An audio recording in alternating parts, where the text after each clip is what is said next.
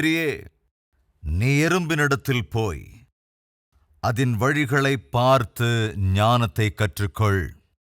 அதற்கு பிரபுவும் தலைவனும் அதிகாரியும் இல்லாதிருந்தும் கோடை காலத்தில் தனக்கு ஆகாரத்தை சம்பாதித்து அறுப்பு காலத்தில் தனக்கு தானியத்தை சேர்த்து வைக்கும். இந்த சில முக்கியமான விஷயங்களை உங்களோடு வேகமாக பகிர்ந்து கொள்கிறேன். முதலாவது, எறும்பினிடத்திலிருந்து நாம் கற்றுக்கொள்ள வேண்டியவைகள் என்னன்னா, எறும்புகள் மிகவும் சுறுசுறுப்பானவைகள். தெரியும் இல்லையா? எறும்புகள் மிகவும் சுறுசுறுப்பானவைகள், கடினமாக உழைக்கக்கூடியவைகள். இப்போது இந்த வாக்கியத்தை கேட்டிருக்கீங்களா? குறைந்த நேரத்தில் அதிகமாக சம்பாதியுங்கள். இந்த மாதிரி பிரச்சாரம் பார்த்திருக்கீங்களா இல்லையா? குறைவான காலத்துல அதிகமா சம்பாதிங்க. ரெண்டாவது, குறைவா முதல் போடுங்க, அதிகமான லாபத்தை சம்பாதிங்க. மூன்றாவது, வீட்டிலேயே இருந்தாலும் மாசத்துக்கு 3 லட்சம் நீங்க சம்பாதிங்க. இந்த மாதிரி அட்வர்டைஸ்மெண்ட் பார்த்திருக்கீங்களா? கட்டாயமா பார்த்திருப்பீங்க. நீங்க 5,000 ரூபாய் காலையில டெபாசிட் பண்ணுங்க, சாயங்காலமே உங்களுக்கு 50,000 ரூபாய் வந்து சேர்ந்துரும். என்னிடத்துல ஒரு சகோதரன் வந்தான். கொஞ்சம் அழுத முகத்தோட தான் வந்தான். என்னாச்சியான்னு கேட்டேன். ஒன்றும் இல்லைண்ணா, ஒரு மெசேஜ் வந்ததுண்ணா. என்ன மெசேஜ் வந்தது? 5,000 ரூபாய் இப்போ உங்களுக்கு லாட்டரியில வந்திருக்கு. உங்க போன் நம்பர் தான் செலக்ட் ஆகியிருக்கு. எதற்காக செலக்ட் ஆகியிருக்குன்னா, 50 லட்சம் ரூபாய் உங்களுக்கு வரப்போகுது. உங்க போன் நம்பர் அதுக்கு செலக்ட் ஆகியிருக்கு அப்படின்னு வந்த உடனே நம்மாளு துள்ளி குதிச்சு அப்படியே பொங்கி 50 லட்சம் ரூபாய் எனக்கு லக்கி டிரால வந்திருக்கான் அப்படிங்கிறதெல்லாம் படிச்சுட்டு கீழே இருக்கிறதையும் படிச்சாரு. இமீடியட்டா இதை நீங்க பெற்றுக்கொள்வதற்கு உங்க பேரை ரெஜிஸ்ட்ரேஷன் பண்ணிக்கோங்க, ஜஸ்ட் 5,000 ரூபாய் கட்டி. அவர் உடனடியா ஓடி போய் 5,000 ரூபாய கட்டிட்டாரு. இமீடியட்டா அவங்க 5,000 ரூபாய் நீங்க கொடுத்ததற்காக உங்களுக்கு நன்றி. உங்களோட ரிக்வெஸ்ட் இப்ப ப்ராசஸ் பண்ணிக்கிட்டு இருக்கோம். 50 லட்சம் ரூபாய் கூடிய சீக்கிரத்திலே உங்க பேங்க் அக்கவுண்ட்ல செலுத்தப்படும். ஆனா அதை நீங்க வித்ட்ரா பண்றதுக்கு இன்னொரு 35,000 ரூபாய் இமீடியட்டா கட்டணும். இது 35,000 ரூபாய் தானே. 50 லட்சம் வரப்போது 35,000 ரூபாய் கட்டினா என்னன்னு வேகமா போய் பேங்க்ல 30,000 ரூபாய் கட்டியாச்சு. 30,000 ரூபாய் கட்டிட்டீங்க, தேங்க்ஸ். 50 லட்சம் ரூபாய் சீக்கிரமே உங்க பேங்க் அக்கவுண்ட்டுக்கு வந்துடும். இதுக்கு டிரான்ஸ்பர் ஃபீஸ் இருக்கு, இன்னொரு 75,000 ரூபாய் மட்டும் கட்டிடுங்க. ஓஹோ, டிரான்ஸ்ஃபர் ஃபீஸ் கூட கட்டணுமா அப்படின்னு சொல்லி அந்த 75,000 ரூபாயும் கட்டிட்டாருங்க.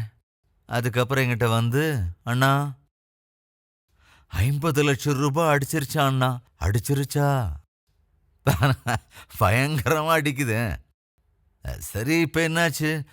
முதல்ல 5,000 ரூபாய் கட்டுங்கன்னு சொன்னாங்கன்னா, அதுக்கப்புறம் இன்னொரு 35,000 ரூபாய் கட்ட சொன்னாங்க. அதுக்கப்புறம் டிரான்ஸ்பர் ஃபீஸ் 75, அதையும் கட்டிட்டேன். 50 லட்சம் ரூபாய் வர போகுது இல்லன்னா, இதை கட்டினா என்னன்னு சொல்லி, சரி இப்ப எவ்வளவுதான் கட்டியிருக்க, இது வரைக்கும் ஒரு 3.5 லட்சம் ரூபாய் கட்டிட்டேன்னா கட்டிக்கிட்டே இரு. என்னங்க அறியாம இது? யார் இந்த மாதிரி எல்லாம் செய்வாங்க தெரியுங்களா?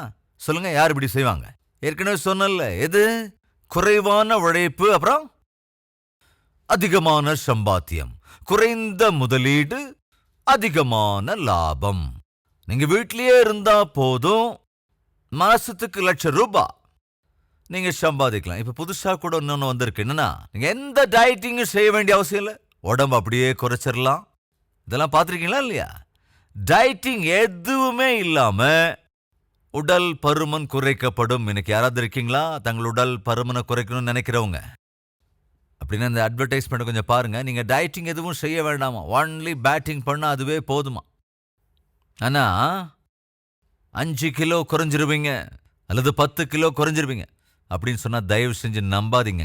இந்த எறும்புகளுக்கு இந்த அட்வர்டைஸ்மெண்ட்லாம் தெரியாது பாவம். அதுக்கு தெரிஞ்சதெல்லாம், இந்த எறும்புகளுக்கு தெரிஞ்சதெல்லாம் ஒன்னே ஒண்ணுதான். அது என்னன்னா, கஷ்டப்பட்டு உழைக்கிறது. நீங்க எப்போது எறும்புகள் அரட்டை அடிக்கிறத பார்த்திருக்கீங்களா? கதை விட்டுக்கிட்டு இருக்கிறத உட்காந்து பார்த்திருக்கீங்களா? நீங்க எப்போ எறும்புகளை பார்த்தாலும் எதையாவது செஞ்சுக்கிட்டு ஏதாவது உழைச்சிக்கிட்டு இருக்கிறத தான் பார்க்க முடியும். எங்கேயோ அப்படியே போயிட்டே இருக்கும், அப்படி எங்கேயாவது போயிட்டே இருக்கும், எதையாவது செஞ்சுக்கிட்டே இருக்கும், எதையாவது சுமந்துக்கிட்டே இருக்கும். அப்படி இல்லாம அது தூங்குறத பார்த்திருக்கீங்களா? நீங்க எறும்புகளோட வரலாற்றை பார்ப்பீங்கன்னா, ஒரு எறும்பு 2 வருஷம் உயிரோடு இருக்குன்னா அந்த 2 வருஷமும் கடினமா உழைக்குமா. எறும்புகள் தூங்கவே தூங்காது. அப்படி ஒருவேளை தூங்கினாலும் ரொம்ப குறைவான சமயம் தான் அது தூங்கும். நம்மள நிறைய பேர் கஷ்டப்படவே மாட்டாங்க. எப்பாவது கடினமா உழைக்கணும்னா அதெல்லாம் சேர்க்கறதுக்கு தெரியணும்ல பாவம். எது அந்த காயெல்லாம் வெட்டணும், சாப்பாடெல்லாம் கலக்கணும், அந்த ரிமோட் கண்ட்ரோல் எடுத்து சேனல்ஸை மாற்றிக்கிட்டே இருக்கணும். கஷ்டப்பட்டு பாத்ரூமுக்கு போய் குளிக்கணும். இந்த மாதிரி கஷ்டங்களை தவிர வேற எந்த கஷ்டமும் இருக்காது அவங்களுக்கு. இருக்கீங்களா நம்ம மத்தியில் அப்படிப்பட்ட சோம்பேறிகள்? ஒரு 4 விஷயங்களை மாத்திரம் வேகமா பார்க்கலாம். எறும்புகள் கடினமா உழைக்கும். எறும்புகள் சுறுசுறுப்பா இருக்கும். வேதம் கூட சொல்லுகிறது சுறுசுறுப்பாக இருப்பது பெரிய பாக்கியம் என்று. படித்து கொண்டிருக்கிற ஸ்டூடெண்ட்ஸ் யாராவது இருப்பீங்கன்னா, நீங்க சோம்பேறிகளா இல்லாம இருந்தீங்கன்னா உங்க ஸ்டடீஸ்ல எப்போதும் ஸ்மார்ட்டா இருப்பீங்க. காலேஜுக்கோ அல்லது ஸ்கூலுக்கோ போற விஷயத்துல ரொம்ப சுறுசுறுப்பா இருப்பீங்க. ஹோம்ஒர்க் செய்யற விஷயத்துல சுறுசுறுப்போட இருப்பீங்க. எக்ஸாம்ஸ் எழுதுற விஷயத்துலயும் ரொம்ப சுறுசுறுப்பா இருப்பீங்க. அதே போல வேலைக்கு போறவங்க தயவு செஞ்சு கொஞ்சம் கவனிங்க. நீங்க வேலை செய்யற இடத்துல சுறுசுறுப்பா இருங்க. ஒரு 10 பேர் வேலை செய்யறாங்கன்னா அந்த 10 பேர்கள்ல மேலதிகாரியா இருக்கிறவர் யாருக்கிட்டையாவது பொறுப்பை தரணும்னா யாருக்கு அந்த பொறுப்பை படிப்பார்? யோசிங்க. சுறுசுறுப்பா இருக்கிறவங்க கிட்டயா இல்ல சோம்பேறிகள் கிட்டயா? யாருக்கு பொறுப்பை ஒப்படைப்பாங்க? சுறுசுறுப்பா இருக்கிறவங்க கிட்ட தான் ஒப்படைப்பாங்க. ஏன்னா சுறுசுறுப்பா இருக்கிறவங்க கிட்ட கொடுத்தாதான் நேர்த்தியா அந்த வேலையை பண்ணி முடிப்பாங்க. அப்ப ஒரு சோம்பேறி கிட்ட கொடுத்தா அவர் கட்டாயமா அதை போஸ்ட்போன் பண்ணிக்கிட்டே இருப்பார். சோம்பேறித்தனத்துக்கு இன்னும் ஒரு அடையாளம் என்னன்னா, ஏதாவது வேலையை சொன்னா அந்த வேலையை செய்யவே மாட்டாங்க. ஏன் அந்த வேலையை செய்யல அப்படின்னு கேட்டா ஒரு அற்புதமான காரணத்தை சொல்லுவாங்க. நல்ல சாக்கு போக்கா, சார் நீங்க சொன்ன உடனே வேலை செய்யணும்னு நினைச்சேன், ஆனா கொடுத்த வேலையை செஞ்சு முடிக்கிறதுல ஒழுங்கா செய்யாம செய்யலாம்னு நினைச்சிருந்தேன், ஆனா உயிரையே கொடுக்கலாம்னு நினைச்சேன். ஆனா இப்படி ஆனான்னு சொல்றவங்க வேலைகளை வீணாக்கிடுவாங்க. மறந்து போயிடாதீங்க. வாழ்க்கையில் இந்த உண்மையை ஞாபகத்துல வச்சுக்கோங்க. சாக்கு போக்கு சொல்றவங்க சாதிக்கவே முடியாது. உங்களை யாராவது கொடுக்கிற வேலையை செய்யறதுல சாக்கு போக்கு சொல்லி தட்டி கழிச்சா உங்க வாழ்க்கையில நினைச்சதை என்னைக்கும் நீங்க சாதிக்கவே முடியாது. சாதிக்கிறவங்க சாக்கு போக்கு சொல்ல மாட்டாங்க. சாக்கு போக்கு சொல்றவங்க சாதிக்கவே மாட்டாங்க. சோம்பேறிகள் சாதாரணமா சாக்கு போக்கு சொல்லிட்டு தான் இருப்பாங்க. கடினமா உழைக்கிறவங்க பாத்தீங்கன்னா சாதாரணமா அவங்க சாதிச்சே தீருவாங்க. இப்ப இந்த 2 பேர்ல நீங்க யாரு? சாதிக்கிறவங்களா? அப்படின்னா நீங்க சுறுசுறுப்போடு இருக்கணும். கஷ்டப்பட்டு உழைக்கிறதுல இஷ்டப்பட்டு இருக்கிறவங்க. தன் வேலையில் ஜாக்கிரதையா இருக்கிறவனை நீ கண்டால். நீதிமொழிகளின் புத்தகம் 22வது அதிகாரம் 29வது வசனம். தன் வேலையில் ஜாக்கிரதை, அதாவது நாணயத்தோடு நேர்மையாய் நேர்த்தியா செய்யறவனை பார்த்திருந்தீங்கன்னா அவன் நீசருக்கு முன்பாக அல்ல, யாருக்கு முன்னால? ராஜாக்களுக்கு முன்பாக நிற்பான். ஒரு ராஜாவுக்கு யாருங்க வேணும்? திறமையுள்ளவன் தான் வேணும். அதிகாரிகள் யார் விரும்புவாங்க? யோசிங்க. திறமையோட வேலை செய்யறவங்கள தான் விரும்புவாங்க. தானியேலின் புத்தகம் 1வது அதிகாரம். தானியேல் 1வது அதிகாரம் 3வது வசனம். இஸ்ரவேல் புத்திரருக்குள்ளே ராஜகுலத்தார்களிலும் துரைமார்களிலும் யாதொரு மாசும் இல்லாதவர்களும் அழகானவர்களும் சகல ஞானத்திலும் தேறினவர்களும் அறிவில் சிறந்தவர்களும் கல்வியில் நிபுணரும் ராஜாவின் அரமனையிலே சேவிக்க திறமையுள்ளவர்களும் ஆகிய வாலிபரை நேபுகாத்நேச்சார் எனக்கு தேவை என்று யாரை கொண்டு வர சொல்றான்? கவனிங்க. யாரையா? யாதொரு மாசும் இல்லாதவர்களும் அழகானவர்களும் சகல ஞானத்தில் தேறினவர்களும் அறிவில் சிறந்தவர்களும் கல்வியில் நிபுணரும் ராஜாவின் அரமனிலே சேவிக்க திறமையுள்ளவர்களும் ஆகிய சில வாலிபரை கொண்டு வரவும் அவர்களுக்கு கல்தேயரின் எழுத்தையும் பாஷையும் கற்றுக் கொடுக்கவும். 6வது வசனம். யூதா புத்திரராகிய தானியேல், அனனியா, மீஷாவேல், அசரியா என்பவர்கள் இருந்தார்கள். கவனிங்க. ராஜா எப்பேற்பட்டவர்களை தேடினா? போஜன பிரியர்களை, எப்ப பார்த்தாலும் சாப்பிட்டுக்கிட்டே இருக்கிறவங்கள. உங்களுக்கு தெரியுமாங்க இந்த பழமொழி? எப்போது கேட்டிருக்கீங்களா? Lazy people are the most busiest people. அது தெரியுமா உங்களுக்கு? சோம்பேறிகள் எப்போதும் ரொம்ப பிஸியா இருப்பாங்களாம். ஐயோ, அது உண்மைங்க. எதுல? எப்ப பார்த்தாலும் தின்னுகிட்டே.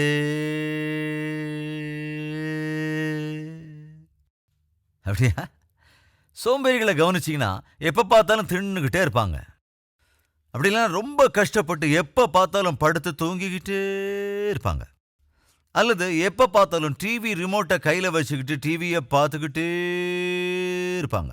அல்லது செல்போன்ல வீடியோ கேம்ஸ் ஆடிக்கிட்டே இருப்பாங்க. எவ்வளவு கஷ்டங்க அது. வீடியோ கேம்ஸ் விளையாண்டுக்கிட்டே இருப்பாங்க. இல்லைன்னா மொபைல் எடுத்து காதுல வச்சு எப்ப பார்த்தாலும் யாருக்கிட்டையாவது பேசிக்கிட்டே இருப்பாங்க. உருப்படியா எந்த வேலையும் கட்டாயம் செய்யவே மாட்டாங்க. ஏன்னா சோம்பேறிகள் உருப்படியா எதையும் செய்ய மாட்டாங்க. சாதாரணமா இப்படிப்பட்டவங்கள டே ட்ரீமர்ஸ்னு சொல்லுவாங்க. கனவு மாத்திரம் ஏராளமா கண்டுகிட்டே இருப்பாங்க. என்னடா எக்ஸாம்ஸ் நெருங்கிருச்சு, படிக்கலையா?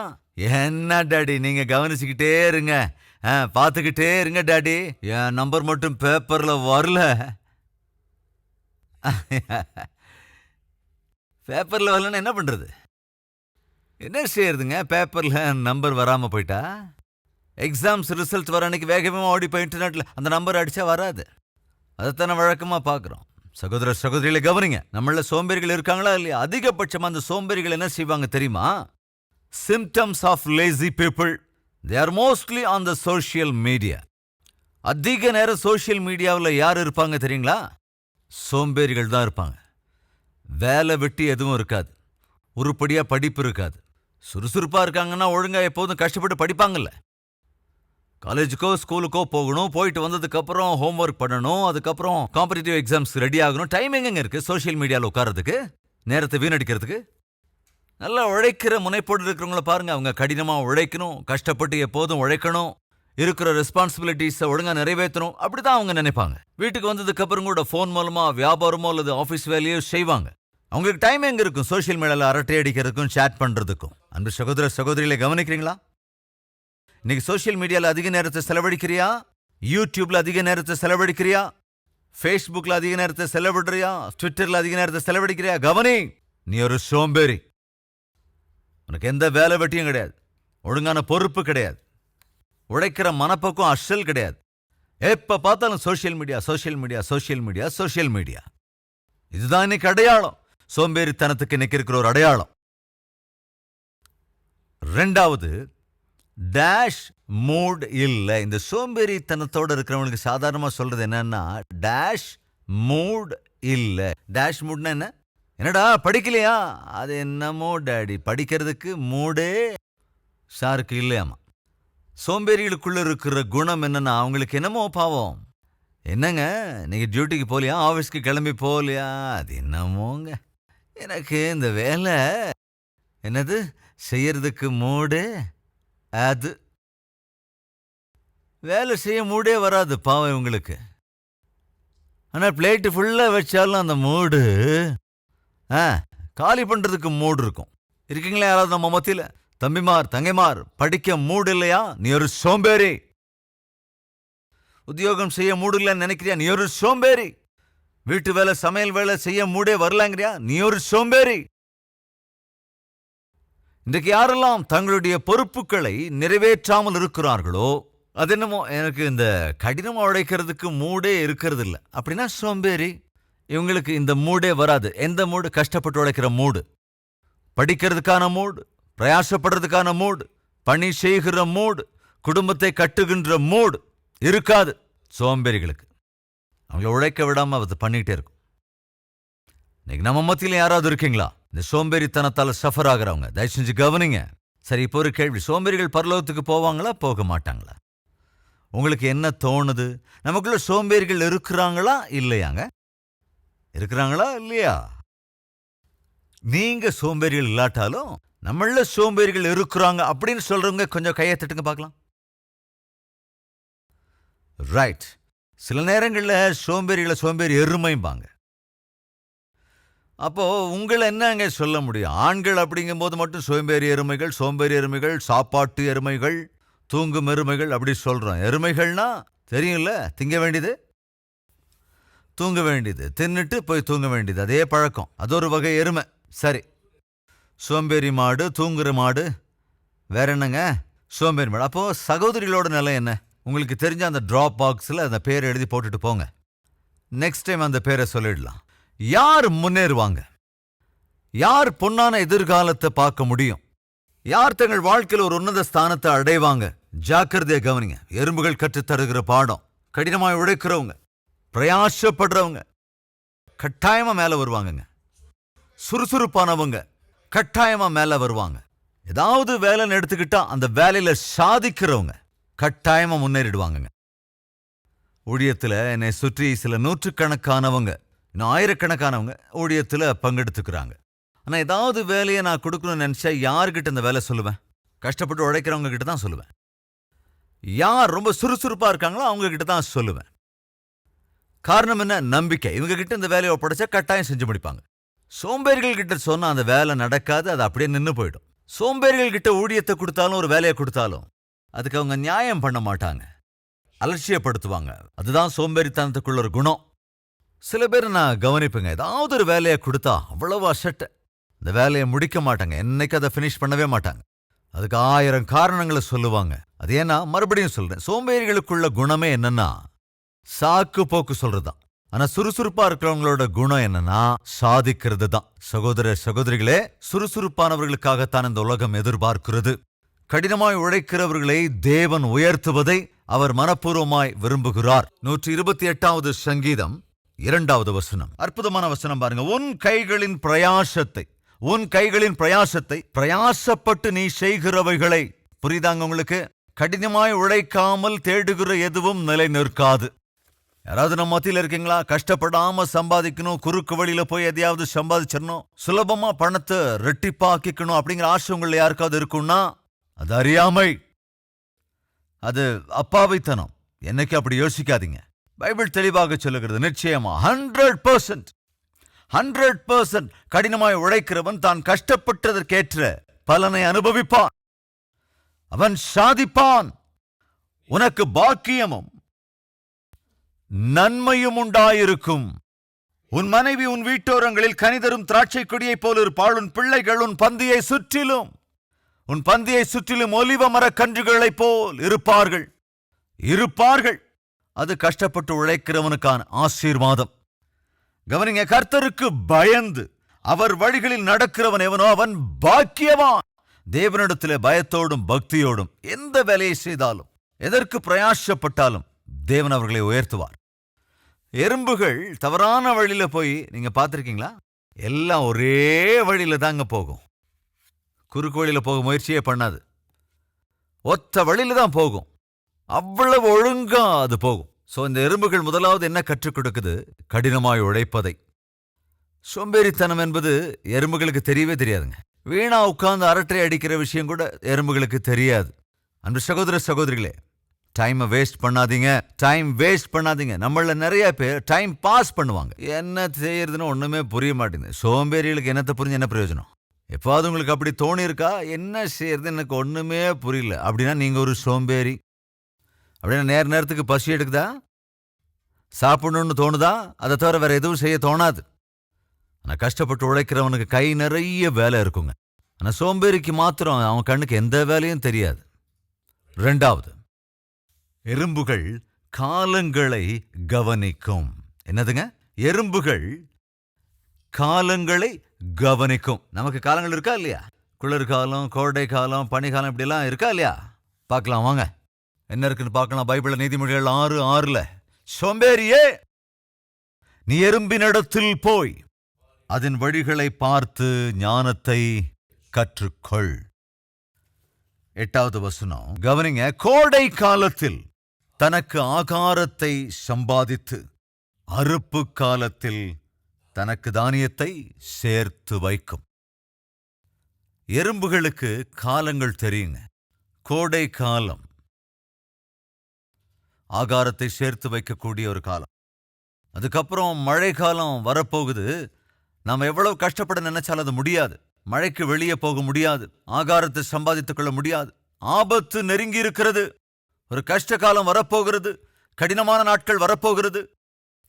எனவே அந்த எறும்புகள் என்ன செய்கிறது? எவ்வளவு கஷ்டப்பட முடியுமோ அவ்வளவு கஷ்டமா கடினப்பட்டு உழைச்சு கோடை காலத்துல ஆகாரத்தை சம்பாதிச்சு தன்னிடத்துல சேர்த்து வச்சுக்கும். அப்படின்னா என்ன அர்த்தங்க? கவனிங்க, எறும்புகள் காலங்களை அடையாளம் கண்டுவிடுகிறது. அதன் பலனாக முன்னேற்பாடோடு கூட கஷ்டப்பட்டு உழைக்கும். இன்னைக்கு நம்மள நிறைய பேருக்கு இந்த முன்னெச்சரிக்கை இருக்காது. கோடை காலத்துல அறுப்பு காலத்துல ஆகாரத்தை சம்பாதிச்சு சேர்த்து வச்சு எதை சேர்த்து வச்சிருக்கோ அதை அப்படியே தின்னுட்டு போற ரகம் இல்லை. எவ்வளவு ஆகாரத்தை அது சம்பாதிச்சு வைக்குதோ அப்படி சம்பாதிச்சு வச்ச ஆகாரத்தை எல்லாம் உட்கார்ந்து சாப்பிடுற விதம் இல்லது. என்ன செய்யுமா? சேர்த்த ஆகாரத்தை அப்படியே சேமிச்சு வச்சுக்குமா. மழை காலம் வரப்போகுது இல்ல, உழைக்கிறதுக்கு நாம தயாரா இருந்தாலும் உழைப்பதற்கேற்ற சூழ்நிலை அப்ப கண்டிப்பா இருக்கவே இருக்காது. அதனால அது என்ன செய்யுமா? சேமிச்சு வச்சுக்குமா. ஆகாரத்தோட இடத்துல சேமிச்சு வச்சுக்கும், பத்திரப்படுத்தி வச்சுக்கும். காரணம் என்ன? கஷ்ட காலம் வரப்போகுது. ஒரு முன்ஜாக்கிரதையுடனான ஒரு வாழ்க்கை எறும்புகள் கற்றுக் கொடுக்கிறது. ஆனா இன்னைக்கு நம்மள நிறைய பேர் அப்படிப்பட்ட பார்வையோட இருக்கிறோமா? கொஞ்சம் யோசிச்சு பாருங்க.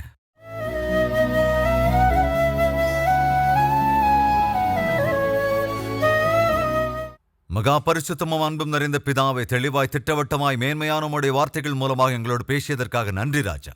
எங்களுக்குள் சோம்பேறித்தனம் இருக்கிறது, அது 100% உண்மை. அந்த சோம்பேறித்தனத்தை ஜெயித்து அப்பா கடினமாய் உழைக்கிற குணத்தை அருளி செய்யுங்க ராஜா. ஒரு முன் ஜாக்கிரதையை அருளி செய்யுங்க. காலங்களை உணர்ந்தறிகிற கிருபை எங்களுக்கு அருளி செய்யுங்க அப்பா. ஆண்டவரே, நீர் எங்களுக்காக உயிரை கொடுத்திருக்கிறீர், எங்களை உயிருக்குயிராய் நேசிக்கிறீர். எனவே உம்மை சந்தோஷப்படுத்துகிற வாழ்க்கை எங்களுக்கு அருளி செய்யுங்க அப்பா. நீர் எங்களை பார்க்கிறீர் என்ற உணர்வோடு கடினமாய் உழைத்து ஒழுக்கத்தோடு வாழ்ந்து ஆண்டவரே காலத்தை உணர்ந்து அறிந்து குடும்பமாக ஆவிக்குரிய பிரயாணத்தை தொடர்கிற கிருபையை அருள வேண்டும் என்றும் இயேசு கிறிஸ்துவின் நாமத்தில் வேண்டிக் கொள்கிறோம் பிதாவே. ஆமென்.